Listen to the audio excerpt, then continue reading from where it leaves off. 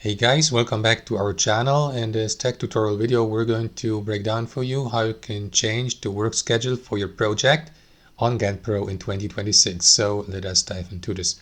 Navigate to your project in the first step, and in the next step, select one of your views.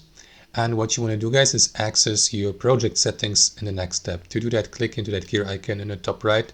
And here on the project settings, you will see your current work schedule. So you can change that by clicking into this button, and that is going to redirect you to your project calendar. So here you can customize it and, for example, click into the given day of the calendar to mark it as a day off, for example, or simply let me go with Tuesday, Wednesday, Saturday. These 3 days, just for the sake of this tutorial, and you see the working days, which is 3 here in this case.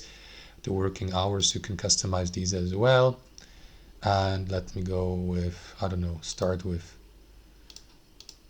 10:30 and then take a break between 2 and 2:30 p.m. and that's basically it.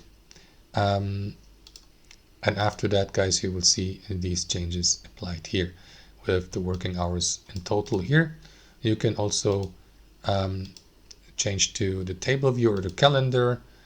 And yeah, as previously mentioned, guys, if you'd like to add exceptions like vacations, you can use the calendar for that as well.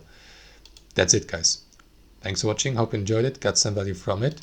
Let me close that window here, and we'll see you next time on our channel.